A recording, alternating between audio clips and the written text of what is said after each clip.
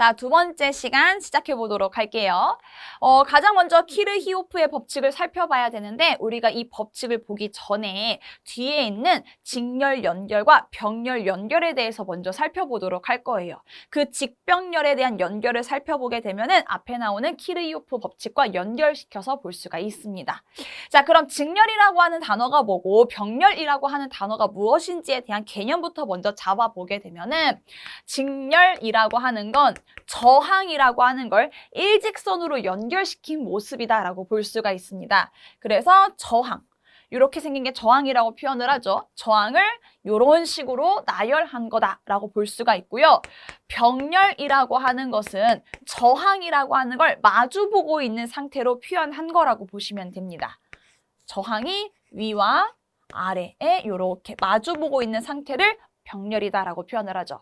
그래서 전류를 흘려보내게 되면은 직렬은 일직선으로 쭉 흘러가게 되는 모습을 보이고 병렬이라고 하는 건 전류를 보내게 되면은 위와 아래로 나눠진다라고 볼 수가 있습니다. 그래서 직렬이라고 하는 것을 우리는 어떻게 표현을 할 수가 있느냐?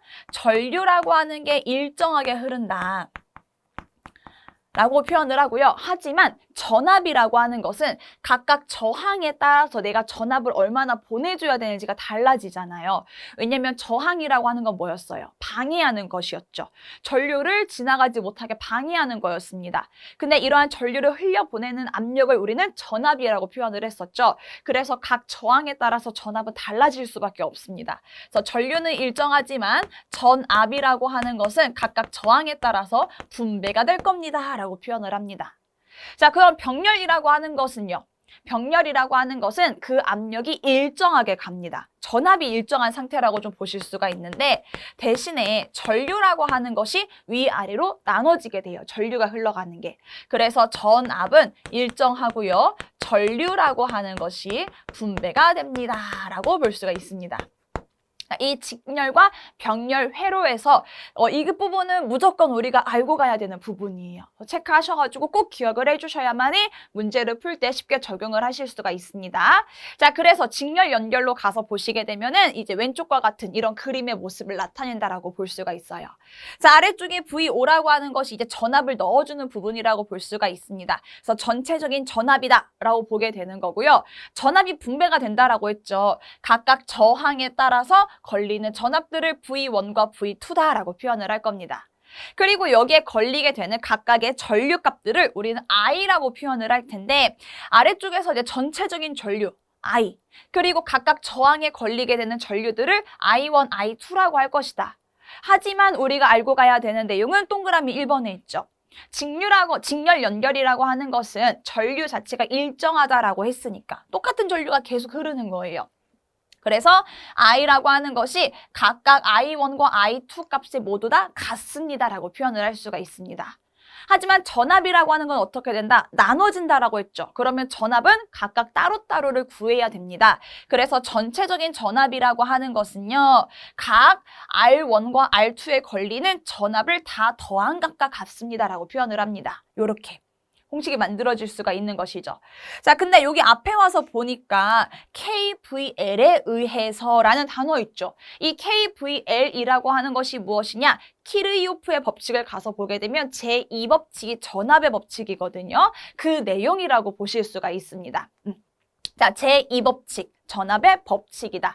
이게 이제 위에 각각 저항에 걸리게 되는 모든 전압들을 합하게 되면은 원래 내가 애초에 처음부터 넣어줬던 전체 전압 있겠죠. 그 전압값이 서로 같다라는 거예요. 그걸 의미하는 것이 제2법칙이다라고 보실 수가 있습니다. 근데요, 우리 직렬 연결에서의 전체 전압은 V0이라고 표현을 했는데 지금 여기 와서 보니까 E1, E2라고 되어 있는데 그게 차이점이 뭘까요? 궁금하실 수도 있죠. 자, 전압을 주는 물질. 우리 대표적으로 실생활에서 가장 많이 볼 수가 있는 게 건전지예요, 건전지. 자, 건전지라고 하는 걸 가서 보게 되면 약 몇 볼트짜리 건전지입니다라고 다 따로따로 정해져 있죠. 자, 이러한 건전지에서 나오는 전압들, 이것을 우리는 뭐라고 표현을 할 거냐면 E라고 영문으로 표현을 할 것이고 그리고 기전력이라고 표현을 할 겁니다. 기전력. 그러니까 결국에는 전압이랑 같다라고 생각을 하시면 돼요. 같아요, 같아. 그래서 E1과 E2라고 하는 거 지금 두 가지가 있으니까 두 군데에서 지금 전압이 나오는 거잖아요. 그래서 이 두 가지에 대한 전압을 합친 것은 각각 저항값에 걸린 전압들의 합한 것과 같다라고 볼 수가 있습니다. 요거를 묶어서 그냥 전체적인 전압이다라고 보시면 돼요. 따라서 아래와 같은 공식이 만들어집니다. 여기 화살표 전까지 E1과 E2를 더한 값은요. 각각 V1, V2, V3를 더한 각각 값입니다라고 표현을 하는 것이고 이때 V1, V2, V3라고 하는 걸 한쪽으로 이항시켰다. 그럼 전체 전압에서 각각이 합한 것을 뺀 거니까 그 결과값이 몇 나오겠어요?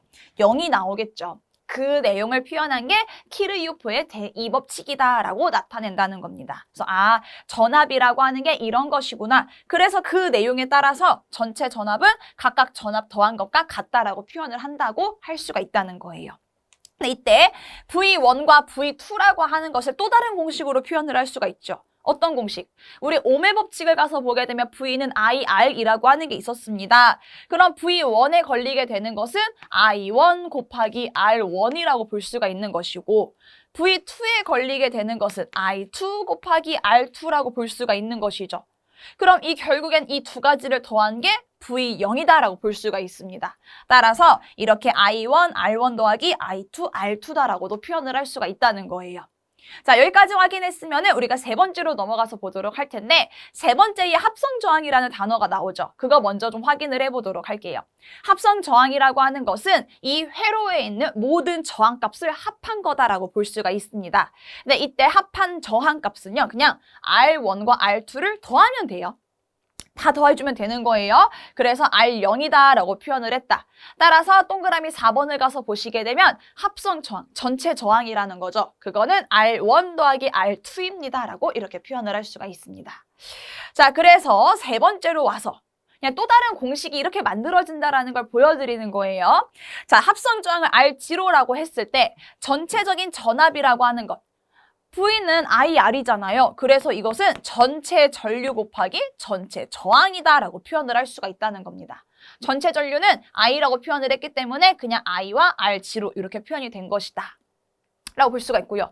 혹은 또 다르게 이 전체 전압이라고 하는 것은 각각의 두 가지를 더한 것이었었잖아요. I1, R1.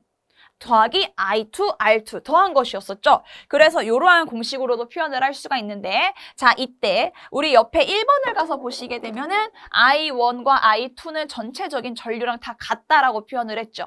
따라서 I라고 하는 것으로 하나로 묶어서 볼 수가 있다는 거예요. 결국에 같은 거니까. 그래서 괄호 안에 R1, R2 이렇게 표현을 할 수가 있습니다라는 공식이 만들어진 거라고 보면 됩니다.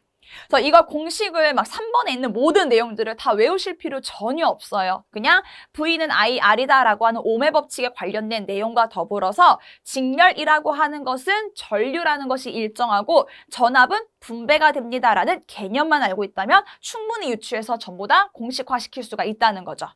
자, 그리고 이제 다섯 번째 전압 분배 법칙을 가서 보도록 할 텐데 이 전압 분배 법칙은 마지막에 당구장 표시 나와 있는 거 있죠. 요 공식만 이제 외워가시게 되면은 실제로 문제로 출제가 되었을 때 조금 빠르게 적용을 할 수가 있는 공식이라고 보시면 돼요.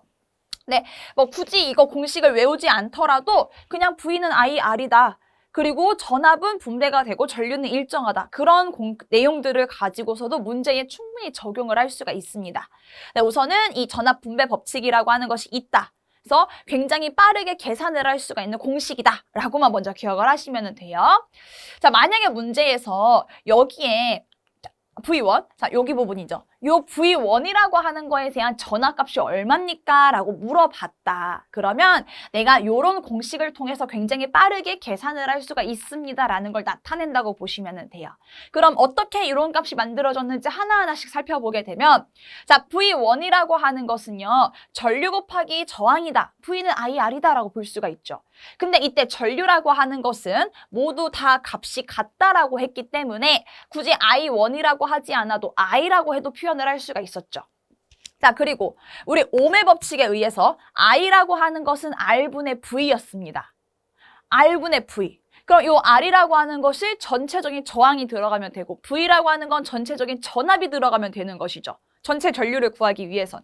그래서 R0분의 V0다라고 표현을 한 것이고요. 그대로 R1이 들어왔다라고 볼 수가 있습니다. 자, 그리고 또 하나 여기에서 R0라고 하는 것은 합성 저항이었죠. 모든 저항값을 다 더한 것으로서 R1과 R2를 합한 거였습니다. 그럼 더 풀어서 표현을 하게 되면 R1 플러스 R2분의 V0이다라고 표현할 수 있죠. 거기에 곱하기 R1이다. 여기에서 이제 자리만 살짝 바꾼 것뿐이에요. 둘을 자리 바꿨더니 R1, R2분의 R1 곱하기 V0이다라고 표현을 한다는 거죠. 그래서 이 앞에 있었던 내가 이 V1이라고 하는 것을 구하고 싶다라고 하게 되면은 각각의 저항값을 알고 전체적인 전압값을 알면은 굉장히 빠르게 구할 수가 있구나라고 볼 수가 있습니다. 자, 그런데 여기를 위에 가서 보게 되면은 요 자리가 R1이 들어간다는 것만 지금 체크해 주세요. 나중에 우리 뒤로 넘어가서 보게 되면 병렬 연결에서도 마찬가지로 분배 법칙을 배우게 될 텐데 분배 법칙에서 병렬 같은 경우는 전류값이 분배되기 때문에 전류 분배 법칙이라고 배우거든요. 근데 여기 와서 보게 되면 여기에는 R2, R1이라고 해서 서로가 반대되는 것이 들어가게 됩니다. 이것만 구분하면 되기 때문에 우선 지금 현재 우리는 직렬하고 있으니까 서로 같은 게 들어간다라고 기억하면 돼요. 그럼 좀 더 쉽게 외울 수 있는 방법은 없나요? 자, 저항이 있다. 저항이 있었어요. 그러면 이건 방해한다라는 것이니까 전압을 굉장히 세게 많이 보내줘야 되는 거죠. 압력을 많이 가해줘야만이 전류가 잘 흘러갈 거잖아요. 그래서 저항이 커지게 되면은 전압도 커져야 됩니다. 그래서 서로가 같은 값이다. R11, V1, R1이 들어간다라고 기억을 하시면 됩니다. 아셨죠? 뒤에 이따가 전류 나오면 그때 또다시 한번 언급을 드리도록 할게요. 그러면은 V2라고 하는 건 서로 또 반대로 표현할 수 있겠죠? V2는 R2가 들어가면 되잖아요. 그리고 나머지 R1, R2 더한 것이 들어간다. 그리고 전체 전압이다. 똑같은 내용이다라고 볼 수가 있겠습니다. 그래서 어차피 전류는 일정할 것이기 때문에 전류에 대해서는 들어가지 않는다, 공식이. 전압 분배 법칙은 전압과 저항만 가지고서 이야기한다라고 볼 수가 있겠습니다. 자, 그럼 병렬 연결로 가보도록 할게요. 병렬이라고 하는 것은 위아래로 저항이 마주보고 있는 상태를 우리가 병렬이다라고 표현을 했고요. 병렬 같은 경우에 있어서는 전류가 일정했어요, 전압이 일정했어요. 전압이 일정하다라고 이야기했습니다. 그래서 1번을 가서 보게 되면 전압의 특성이 있는데 전체적인 전압과 그리고 각각 저항에 걸리게 되는 전압들이 서로 같습니다라고 표현을 할 수 있습니다. 그러면은 전류는 어떻게 된다고요? 위아래로 나눠질 거라고요. 전기들 같은 경우는. 따라서 전체적인 전류는 I1과 I2를 합한 것과 같습니다라고 표현을 할 수가 있겠죠. 그래서 2번을 와서 보시게 되면 전체적인 전류라고 하는 건 I1과 I2를 합한 거다라고 볼 수 있습니다. 근데 그 앞에 가니까 KCL이라고 나와 있는 거 보이시죠? 이게 키르히오프 법칙을 가서 보게 되면 제1법칙에 확인을 할 수가 있습니다. 앞으로 갈게요. 키르히오프 법칙을 와서 보니까 제1법칙은 전류 법칙이다라고 나와 있는 거 보이시죠? 자, 전류 법칙을 와서 보시게 되면 여기에서는 지금 현재 전류가 들어오고 있는 상태가 되는 거고 지금 현재 여기서는 전류가 나가고 있는 모습이다라고 볼 수가 있습니다. 들어오고 있고 나가고 있는 거예요. 근데 각각의 들어오고 있는 전류들을 다 합한 것은 나가고 있는 전류들을 합한 것과 서로 같다라는 거예요. 전류 같은 경우에 있어서는요. 왜? 들어온 전류들이 분배가 돼서 나갈 거기 때문에. 그래서 들어온 전류값과 나간 전류값이 서로 같다라고 볼 수가 있다는 거죠. 따라서 자, I, A, B, C가 서로 합한 것과 들어오고 있는 거니까 나가고 있는 I1과 2 서로 합했다. 이 서로의 값은 어떻게 된다?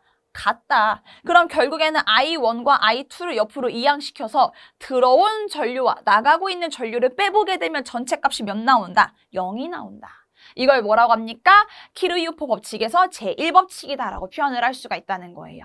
네, 이 공식 같은 경우는요, 여러분들 외워가면 좋은 게 실기 때도 출제가 되고는 합니다. 실기에서도요. 그래서 들어온 전류값과 나간 전류값은 서로 같습니다. 그것만 여러분들 기억해 주시면 됩니다. 그래서 이러한 전류 법칙이라고 하는 것은 이렇게 병렬 연결과 연결되고 있습니다. 라고 볼 수가 있겠죠. 야, 근데 I라고 하는 것은요, 우리 오음의 법칙에 의해서 어떻게 표현할 수가 있습니까? I는 R분의 V다라고 표현을 할 수가 있죠. 그래서 각 앞에 있는 I1이라고 하는 것은 R분의 V니까 R1분의 V1이다라고 표현을 할 수가 있고, I2라고 하는 것은 R2분의 V2입니다라고 우리가 표현을 할 수가 있죠. 그래서 두 가지를 합한 것도 전체적인 전류다라고 이렇게 본다는 거예요. 자, 합성저항도 한번 우리 살펴보도록 할게요. 병렬 연결에서의 합성저항 같은 경우는요, 공식을 합분의 곱이다라고 하는 요 공식만 외우시면 됩니다. 다시 어떻게 합분의 곱이다라고 외워요. 직렬 같은 경우는 그냥 저항값을 다 더해주면 됐었죠. 하지만 병렬이라고 하는 것은 나눠지다 보니까 이러한 공식에 의해서 합성저항을 구할 수가 있습니다. 그래서 문제를 풀 때는 요것만 우리가 외워주면 되는 건데 간혹 가다가 이 합분의 곱이 왜 이렇게 만들어졌는지 궁금합니다 하시는 분들이 계시더라고요. 그래서 저랑 같이 왜 이게 만들어졌는지 한번 살펴보도록 할게요. 근데 그 과정이 시험에서 출제가 되지는 않습니다. 자, 그럼 합성저항의 이 공식을 만들어내기 위해서는 우리가 동그라미 3번에 있는 내용과 연결시켜서 살펴보도록 할 거예요. 자, 오음의 법칙이라고 하는 거에 의해서 우리는 V는 IR이다라는 공식을 알고 있습니다. V는 IR이라고 하는 공식을 알고 있죠. 근데 여기 병렬 연결 같은 경우는 전압이 일정하고요, 전류가 분배가 된다라고 했습니다. 그럼 I는 이라고 하는 공식을 통해서 우리가 좀 만들어 보도록 할 텐데 I는 R분의 V다라고도 표현을 할 수가 있죠. 오음의 법칙에 의해서요. 자, 이때 I라고 하는 것은 저항분의 전압이었으니까 전체적인 저항값 분의 전체적인 전압값을 알게 되면은 여기에 걸리게 되는 전체 전류를 우리가 확인을 할 수가 있다는 거죠. I는 R분의 V라고 하는 걸 통해서. 여기서 또 R분의 V라고 하는 전체 저항, 전체 전압을 또 다시 바꿔서 보게 되면 전체 저항이라고 하는 것과 전압을 각각 따로따로 구할 수도 있겠죠. 전류라고 하는 것이 지금 분배가 되는 거다라고 했잖아요. 그래서 전체적인 전류 I라고 하는 것은 I1 더하기 I2다라고 우리가 표현을 할 수가 있습니다. 병렬에 있어서는요. 그럼 전체적인 전류라고 하는 것은 R1분의 V1 더하기 R2분의 V2다라고 하는 이 공식을 만들어냈잖아요. 그래서 이 공식에 의해서 R0분의 V0는 R1분의 V1 더하기 R2분의 V2다라고 이렇게 표현을 할 수가 있다는 거예요. 자, 그러면 여기에서 요걸로 바로 가도 상관없지만 그냥 요걸 가지고서 우리가 바로 설명을 해보도록 할게요. 제가 요걸 그대로 가지고 와보도록 하겠습니다. 자, 그럼 요 공식을 통해서 볼 수가 있는 게 전압이라고 하는 것은 전부 다 일정하다라고 우리가 표현을 했잖아요. 그럼 V0, V1, V2이라고 하는 값이 모두 다 같다라고 볼 수 있죠. 같은 값이니까 우리 약분을 통해서 서로 없앨 수가 있습니다. 그러면요, R0분의 1은 R1분의 1 더하기 R2분의 1이다 라고 이렇게 공식을 만들어낼 수가 있습니다. 근데 합성 저항이라고 하는 것은 R0분의 1이 아니고 R0라고 딱 간단하게 표현을 해야 되는 거죠. 그래서 여기로 좀 내리도록 할게요. R0라고 하는 것은 R1분의 1 더하기 R2분의 1이라고 하는 것을 역으로 뒤집은 거니까 마찬가지로 이것도 역으로 뒤집어야 되는 거죠.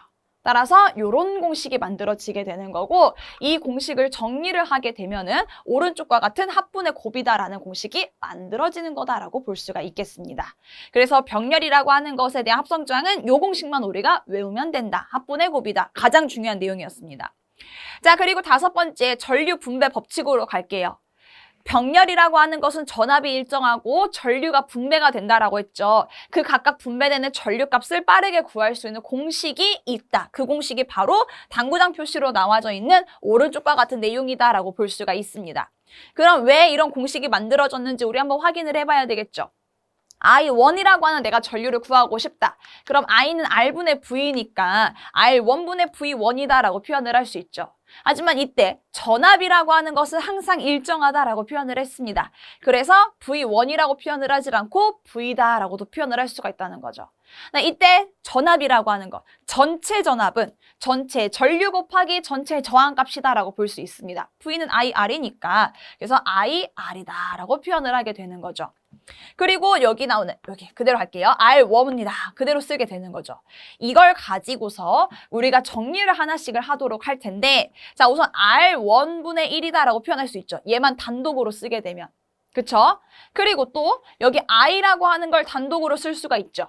그쵸? 그리고 여기 R0라고 하는 건 합성저항이잖아요. 합성저항은 어떻게 되는 거다? 합분의 곱이다. 따라서 합분의 곱이다라고 표현을 할 수가 있다. 그래서 이러한 공식을 가지고서 정리를 할 텐데 R1이라고 하는 것은 서로 약분이 가능합니다. 없어질 수가 있는 거죠. 그럼 여기는 1분의 1이니까 결국엔 1이니 아예 안 적어도 되는 거고. 그럼 오른쪽에 있는 식만을 가지고 정리를 해보게 되면 R1 더하기 R2분의 R2 곱하기 I다라고 표현을 할 수가 있는 거죠.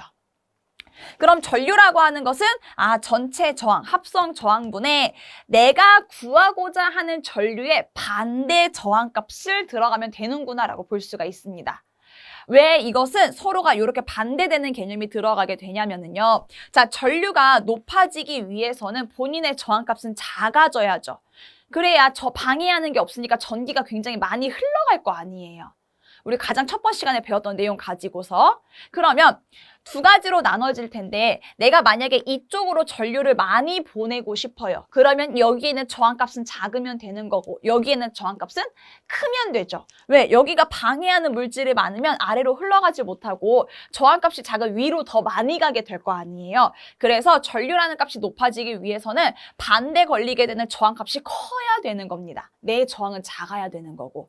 그래서 서로가 반대되는 개념이 들어가게 되는 것이고 앞에 있었던 직렬 같은 경우에 있어서는 내 전압이 높아지기 위해서는 저항값도 같이 커야 돼요. 저항이 클수록 더 많은 압력이 가해져야 되기 때문에 그래서 서로가 같은 게 들어가는 거다라고 볼 수가 있는 겁니다. 그래서 이렇게 전압 분배 법칙이라고 하는 것과 전류 분배 법칙이라고 하는 것은 이런 공식을 만들어내는구나 라고 봐주시면 되겠습니다. 자, 그리고 컨덕턴스라고 하는 것은 우리 앞전에 제가 설명을 드렸죠. 컨덕턴스라고 하는 것은 옴의 반대, 그러니까 저항의 반대적인 개념이다. 그래서 모라고 표현을 하게 되는 거고 그 단위도 가서 보시게 되면은 옴을 뒤집었다. 그래서 이 모양이 만들어지는 거다라고도 보실 수가 있겠습니다. 넘어가도록 할게요. 자, 그리고 여러 개의 동일한 저항 접속이라는 내용이 있는데 그냥 저항을 구할 수 있는 공식입니다. 그래서 요거는 딱히 시험에서 나오는 부분이거나 하는 건 아니라서 우리 앞쪽에 나와 있는 저항, 합성 저항 개념만 그냥 정확하게 숙지를 해주시면 됩니다. 넘어가도록 할게요. 자, 6번째, 전력과 전력량으로 들어가 보도록 할게요. 자, 우선 전력량이라는 것을 먼저 보게 되면은 전력량이라고 하는 건 이미 여러분들 보고 왔습니다.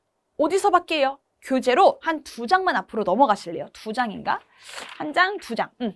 2장만 넘어가면은 우리 3장 넘어가야겠네요. 전압이라고 하는 거에 있어서 확인을 할 수가 있습니다. 전압이라고 하는 것에 대해서 공식을 우리가 만들어낼 때 제가 뭐라고 설명을 드렸었냐면요. 전체적으로 여기다 적을게요. 전체적으로 내가 얼마나 일했느냐라고 하는 이러한 공식은 전압 곱하기 전기량 혹은 전하량이라고 할 수 있죠. 전압 곱하기 전기량 혹은 전하량이다라고 이야기했잖아요. 혹시 기억나세요? 그렇죠? 그래서 한 일이라고 하는 것을 우리가 기호로 어떻게 표현을 했습니까? W라고 표현을 했었고요. 그리고 전압이라고 하는 걸 V라고 했었고 전기량 혹은 전하량이라고 하는 것을 Q다라고 표현을 했습니다. 따라서 W라고 하는 것은 V 곱하기 Q다. 이걸 가지고서 우리가 앞에서 살펴봤었던 것은 전압이라고 하는 것은 전기량 분의 한 일이다라고 이렇게 표현을 했었죠. 자, 여기에서 이 한 일이라고 하는 것을 우리는 지금부터 뭐라고 부를 거냐면요. 전력량이라고 표현을 할 겁니다. 즉, 전력량이라고 하는 것에 대한 기호는 뭐라는 뜻이에요? W라는 뜻이에요. 그럼 전력량이라고 하는 것은 전압을 내가 가해주는 거죠. 압력을 주는 거잖아요. 압력을 주고 그리고 전기가 얼마나 많이 흘러가게 되느냐 그 량을 고려한 거다라고 볼 수가 있겠습니다. 그래서 전기량이라고 하는 것과 전압 두 가지 곱한 게 전력량이다 라고 먼저 한번 기억을 해주시면서 그리고 전력 보고 다시 한번 내려오도록 할게요. 그럼 전력이라고 하는 것은 무엇입니까?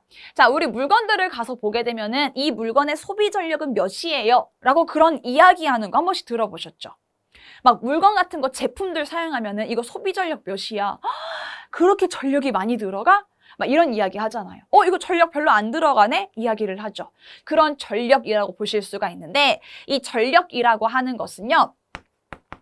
전력량이라고 하는 전체적으로 해야 되는 일을 시간으로 나눈 거예요. 그러니까 시간이라고 하는 건 이제 우리가 초 단위로 갈 거기 때문에 제가 초로 이야기를 할게요. 1초당 전기가 얼마나 소비가 되는지를 표현한 걸 전력이라고 표현을 한다는 겁니다. 1초당. 그러니까 전력량이라고 하는 것은 전체적인 일량을 말한 거잖아요. 전체. 이 제품을 사용하기 위해서 필요한 전체적인 전기량인데 그걸 우리는 이제 1초에는 얼마만큼을 필요하냐라는 걸로 시간적인 개념으로 쪼갠 거를 전력이다라고 표현을 한다는 거예요. 그래서 정의를 가서 보게 되면 단위 시간당 전기가 한 일을 말하는 거다라고 볼 수가 있는 겁니다. 그럼 이거 앞에 있는 내용을만을 가지고서 내가 공식을 한번 꾸려보게 되면은 전력이라고 하는 것은 시간당 시간을 가지고서 전력량으로서 이렇게 표현을 할 수가 있다. 그쵸? 전력량을 시간으로 나눈 거다. 근데 이때 전력량이라고 하는 것을 우리는 뭐라고 표현을 하겠다? W라고 표현을 하겠다라고 했습니다. W. 그리고 시간이라고 하는 것은 time이라는 개념으로 T라고 표현을 하게 됩니다. T. 라고 표현을 할 수 있죠. 이때 단위는 요거 W라고 하는 단위 한 일 혹시 기억나세요? 줄이라고 표현을 했죠. 기호는 줄이라고 하게 되고요. T라고 하는 건 시간은 초개념입니다. 그래서 세크라고 표현을 할 수가 있습니다. 따라서 전력이라고 하는 거에 대한 단위를 이렇게 줄 퍼 세크다라고 표현을 할 수가 있는 것이고요. 그리고 우리가 좀 더 간단하게 이것을 와트라고 읽기 때문에 W다라고도 표현을 할 수가 있는 겁니다. 자, 그럼 얘를 또 다르게도 표현을 할 수가 있어요. 어떻게 표현할 수가 있습니까? W라고 하는 것은요. 자, 여기 공식 다시 돌아와서 V 곱하기 Q다라고 표현을 할 수가 있었죠. 그래서 W는 V 곱하기 Q입니다. 시간입니다. 라고 이렇게 표현을 할 수 있어요. 그러면 또 우리가 여기서 하나 볼 수가 있는 것. 자, 다시 여기서 올게요. 자, 이 전기량이라고 하는 것, 전하량이라고 하는 것 Q 자체는요. Q라고 하는 것은 I 곱하기 T입니다. 혹시 기억나세요? 전기량, 전하량이었었잖아요. 이거는 전기가 얼마만큼 흘러갔느냐 전체적인 양을 말했었죠. 전류가 흐릅니다. 시간 동안에 그 전체적인 양을 전기량이라고 합니다. 전기가 흘렀다, 시간당. 전체적으로 구한 것. 그쵸? 되셨죠? 자, 그러면 여기 나와 있는 IT라고 하는 것을 Q라고 하는 자리에 집어넣을 수가 있겠네요. 그럼 다시. V 곱하기 I 곱하기 T다. 그리고 아래에 T가 들어간다. 표현할 수 있겠죠. 이때 T라고 하는 게 서로 약분이 가능합니다. 서로 없어집니다. 그럼 결국에는 몇만 남아요? V와 I만 남는다라고 볼 수 있죠. 따라서 P라고 하는 것, 전력은 우리가 이제 기호를 P라고 표현을 할 건데 P라고 하는 것은 VI다라는 공식이 만들어질 수가 있다라고 볼 수가 있겠습니다. 그래서 이런 공식을 통해서 P는 VI다. 근데 옴의 법칙에 의해서 V는 IR, I는 R분의 V 막 이런 내용이 있었죠. 따라서 I 제곱 R이다. V는 IR이니까 II 제곱 R이다 라고도 볼 수가 있는 것이고요. 또 I는 R분의 V잖아요. 그럼 여기 R분의 V가 들어가게 되니 V 제곱의 R 이렇게 들어간다라고 볼 수가 있습니다. 단위는 와트고요. 되셨죠? 자, 그럼 전력량으로 다시 한번 돌아와서 보시게 되면 전력량이라고 하는 것은 이렇게 전압 곱하기 전기량이다라고 우리가 표현을 할 수가 있었습니다. 그래서 V 곱하기 Q다라고 할 수 있는데 이때 Q라고 하는 건 IT라고도 표현을 할 수가 있다고 했죠? 그럼 VIT라고도 볼 수가 있다는 뜻이에요. 다시 내려와서 W라고 하는 것은 VIT라고 표현을 할 수가 있습니다. 이때 VI라고 하는 걸 방금 구했잖아요. 뭐였어요? 전력 P였었죠. 그럼 이걸 다시 줄여서 P 곱하기 T다라고 표현을 할 수가 있는 겁니다. 결국엔 전력량이라고 하는 것은 전력에 시간적인 개념이 들어간 거구나라고 볼 수가 있는 거죠. 시간분의 전력량이 전력이었으니 당연히 전력량은 전력 곱하기 시간이라고 볼 수가 있죠. 그래서 W라고 하는 것은 PT입니다. 요거는 기호예요, 여러분. 이거는 단위예요. 와트라고 읽는 거고 이건 그냥 W, 전력량을 의미하는 거라고 볼 수 있습니다. PT 혹은 VIT라고 표현을 할 수가 있고 또 VI라고 하는 것을 우리가 바꿔서도 볼 수가 있잖아요. 따라서 I제곱 RT, R분의 V제곱이 곱 t다라고 표현을 할 수가 있다는 것. 그럼 단위라고 하는 것은 pt였으니까 p라고 하는 거에 대한 단위는 와트였잖아요. 와트 곱하기 시간 개념 초다. 그래서 W하고 와트하고 세크라고 표현을 할 수도 있는 것이고요. 다르게 이렇게 줄이라고 하는 것도 표현을 할 수가 있다. 그래서 이론적인 개념이 나오는 거다라고 볼 수 있습니다. 그래서 여기서 이제 공통적인 사항, 량 들어가잖아요. 량. 전력량 들어갔고 여기에도 전기량 들어갔죠. 량이라는 단어가 들어가면은 시간에 대한 개념이 들어갑니다. 왜냐면 시간 동안에 내가 1분 전기를 보낸 것과 10분 보낸 전기량은 다를 수밖에 없잖아요. 그래서 그 양 자체는 시간을 의미하게 됩니다. 전기량에는 T 들어가게 되고요. 또한 전력량에도 T가 들어가게 되는 거죠. 그래서 전력 곱하기 시간을 의미하게 되는 것이고 여기는 전기 곱하기 시간을 의미한다. 전기가 흐른다라는 게 전류니까 IT가 된다라는 것이죠. 되셨죠? 진짜 정말 기본적인 개념이에요. 이런 개념들만 정확하게 알고 있으면 우리 전기 회로에 관련된 문제는요. 쉽게 푸실 수가 있어요. 한 100%는 당연히 못 풀 것이고 이 기본만 알고 있다 하더라도 내가 한 지금 현재 15점까지는 우리가 받을 수 있는 겁니다. 아셨죠? 자, 그럼 7번째 줄의 법칙이라고 하는 걸 좀 가서 보도록 할게요. 줄의 법칙.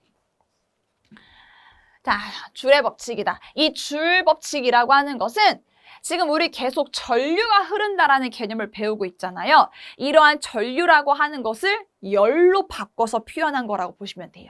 즉, 전류 흐른다, 전력량 이런 개념들을요. 열량으로 바꾼 거라고 보시면 돼요. 아, 전력량을 전기가 흐르는 거를 열로 바꿨다. 그걸 말하는구나 라고 생각을 하시면서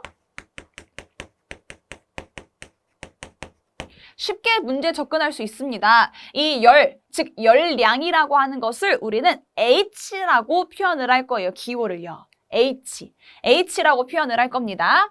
근데 열량은 우리 칼로리라는 표현을 쓰죠. 야, 몇 칼로리 소비했어? 이거 열량 몇이야? 1000칼로리야? 이런 단어 쓰잖아요.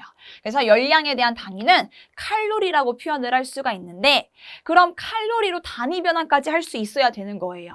다시 전류를 열로 바꿀 겁니다. 우리가 줄의 법칙에서 확인을 할 건데 그러면 전류의 양을 열의 양으로 바꾼다라고 볼 수가 있습니다. 그 말은 곧 전력량이라고 하는 것을 열량으로 바꿀 겁니다. 라고 볼 수가 있는 것이고요. 이때 전력량이라고 하는 것을 우리는 PT 혹은 VIT라고 표현을 했죠. W는 PT였습니다. 이건 줄이라는 단위를 가지고 있었던 거고요. 근데 열량이라고 하는 거는 칼로리에 대한 단위를 가지고 있어요. 그럼 이거를 열량으로 바꿀 줄만 아시면 되는 건데 밑에 와서 전력량과 열량의 관계를 가서 볼게요. 1줄이라고 하는 것은 0.24 칼로리로 변환을 할 수가 있습니다. 그 말은요. 이 W는 PT라고 하는 걸 열량으로 바꾸기 위해서 몇을 곱해야 되는 거다? 0.24를 곱해야 된다라는 겁니다. 따라서 오른쪽에다 정리할게요. 내가 만약에 전력량을 열량으로 바꾸고 싶어요. 그러면 열량이라고 하는 것은 H로 표현을 한다고 했죠. W는 PT, 줄.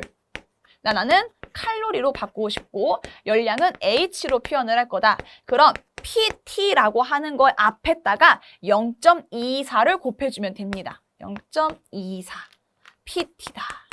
그래서 공식이 여기 0.24 PT가 만들어진 거라고 볼 수가 있는 거고요. 우리가 P라고 하는 것은 VI를 의미했었고 VI는 또 다른 걸로도 바꿔서 볼 수가 있었죠. 그래서 결론적으로 이렇게 I제곱 RT다라는 것도 붙게 되는 것이고 R분의 V제곱이다라고도 붙게 되는 것입니다. 그런데 전부 다 이렇게 0.24라는 숫자가 들어가야 된다라고 보시면 됩니다. 근데 여기에 T가 들어가야 되는데 T가 빠졌네요. 우리 교재에도 빠졌나 한번 확인해 보겠습니다. 교재에도 빠져있네요. 그리고 하나만 좀 추가를 하도록 할게요. 시간 개념이 들어가야 됩니다. R분의 V제곱 T다라고 해서. 그래서 T가 무조건 들어간다. 량을 의미하는 거기 때문에 이렇게 표현을 할 수가 있다. 근데 한 가지를 또 보게 되면은 아래쪽에 1줄은 0.24 칼로리라고 되어 있죠. 그러면 1칼로리는 어떻게 됩니까? 이것은 4.18 줄이라고 표현할 수가 있어요. 어떻게 표현을 했어요? 자, 1줄이라고 하는 게 0.24 칼로리라고 하게 되면 나는 1칼로리 구하고 싶어. 그럼 0.24 옆으로 보내면 되잖아요. 0.24분의 1 줄이다 라고 볼 수가 있는데 이 0.24분의 1이라고 하는 것을 계산을 하게 되면은 4.18이라는 값이 만들어짐을 볼 수가 있습니다. 근데 이걸 그냥 올림 처리해가지고 4.2라고 표현을 하는 경우도 있으니까 참고로 좀 봐주시면 되겠고요. 그러면은 4.2다라고도 우리가 나타낼 수가 있구나 라는 단어도 숫자를 기억해 주셔야 돼요. 그래야 우리 뒤에서 문제를 더 풀 수가 있습니다. 그럼 미리 그냥 한 가지를 또 같이 말씀을 드리게 되면은 이 칼로리라고 하는 것에 대한 단위를 표현을 할 때 한 가지 더 적용을 할 수가 있는 게 같다라고 표현을 해주세요. 여기에 4.2분의 1 pt 칼로리다라고도 표현을 할 수가 있습니다. 4.2분의 1 pt라고도 표현을 할 수 있어요. 저는 이해가 되지 않습니다. 그러실 수 있습니다. 그러면 다시 한번 여기서 쭉 정리를 해주게 되면은 이렇게 표현을 할 수가 있다라고 했죠. 그럼 이걸 계산을 하게 되면은 4.2로 올림 처리해서 이야기를 할게요. 4.2 줄이라고 하는 것이 1칼로리다라고 표현을 할 수가 있었습니다. 근데 우리가 줄을 칼로리로 변환을 시키기 위해서는 1줄은 0.24칼로리다라는 이러한 형태의 모습을 만들어내야 되는 것이죠. 그럼 여기에 있는 걸 다시 바꿔서 보게 되면은 1줄이라고 하는 것은 4.1을 옆으로 보내니까 4.2분의 1칼로리다라고도 한 번 더 변환을 할 수가 있죠. 따라서 0.24라는 자리 대신에 4.2분의 1이라는 값도 들어갈 수가 있다라는 거예요. 이해되셨죠? 따라서 이렇게 4.2분의 1 pt다. 뭐 다른 표현으로는 4.2분의 1 i제곱 rt다. 혹은 4.2분의 1 그리고 rv제곱 t다라고도 표현을 할 수가 있겠습니다. 그래서 숫자가 이런 4.2라는 것도 들어갈 거라는 것도 여러분들은 같이 기억을 해주시면 되는 거예요. 자, 그리고 마지막으로 열전 현상을 가서 보도록 할 텐데 이 열전 현상이라고 하는 것은요. 다른 거 다 필요 없고요. 그냥 효과라고 하는 것이 이걸 의미한다. 정확하게 찾아내기만 하면 돼요. 정의가 나오면 무슨 효과야 라고 찾아내기만 하면 됩니다. 우선 첫 번째 제어백 효과로 가서 좀 보도록 할게요. 이 제어백 효과라고 하는 것은 전기 구조 파트에서 감지기와도 연결시켜서 우리가 볼 수 있는 내용 중에 하나입니다. 감지기, 열 감지기. 그러니까 열을 주게 되면은 전류가 발생해서 감지기가 작동하는 원리예요. 그 내용과 연결시켜서 볼 수가 있습니다. 자, 같은 물질이 있었어요. 다른 물질이 있었어요. 근데 금속이에요, 금속. A라고 하는 금속과 B라는 금속을 서로 부착을 시켜놨습니다. 여기에 열을 가해주게 되는 것이죠. 근데 이 각각의 서로 금속이 다른 거다 보니까 온도가 올라가는 게 달라질 수밖에 없겠죠. 어떤 금속은 열을 빨리 올라갈 수가 있는 것이고 어떤 금속은 열이 천천히 올라가기도 할 것이고요. 그래서 서로의 온도차가 발생을 하게 되면은 거기에 기전력이라고 하는 게 발생을 하게 됩니다. 즉 전류가 만들어졌다고 생각하시면 돼요. 전류가 만들어졌어요. 그래서 전류값이 지나가게 되는 거죠. 이러한 전류를 받아서 감지기가 작동하는 것. 라고 연결시켜서 볼 수가 있고요. 이걸 우리는 뭐라고 한다? 제어백 효과라고 한다라는 겁니다. 밑에 있는 펠티의 효과는 또 마찬가지로 서로 다른 금속이 붙어있는 상태였었는데 이것은 전류를 보내는 거예요. 이 금속 물질에 전류를 보내는 거죠. 그랬더니 서로 금속이 다르다 보니까 그 전류값을 받았을 때 온도가 서로 다르게 발생을 한다. 이걸 뭐라고 한다? 펠티의 효과다라고 표현을 하게 됩니다. 서로 반대적인 개념인 거죠. 자, 그리고 마지막으로 톰슨 효과 같은 경우에 있어서는요. 제어백과 펠티의 효과와 차이점이 무엇이냐면은 금속을 같은 걸 사용을 하게 됩니다. 같은 금속이에요. 똑같은 금속을 가지고서 있는데 약간 온도차를 있는 거죠. 온도차가 있는 동일한 금속에 전류를 보내주게 됩니다. 그랬더니 좀 더 온도차가 더 많이 발생한다. 그러니까 똑같은 금속인데 하나는 살짝 차가운 것, 하나는 약간 뜨거운 것 두 개를 붙여놓은 거예요. 그리고 전류를 보내는 거죠. 그랬더니 두 개의 금속이 더 온도차가 커지더라. 그걸 우리는 뭐라고 한다? 톰슨 효과다라고 한다는 것입니다. 아셨죠? 그래서 이렇게 문제에서는 오른쪽과 같은 정의로 나타낼 것이니 이러한 정의를 가지고서 어떤 효과를 나타내는지 내가 찾아내기만 하면 되는 겁니다. 네, 여기까지 우리 이론 한번 살펴보도록 하고요. 그러면 첫 번째 시간과 지금까지 배운 내용을 가지고서 다음 시간에 연습 문제 한번 쭉 풀어보도록 하겠습니다.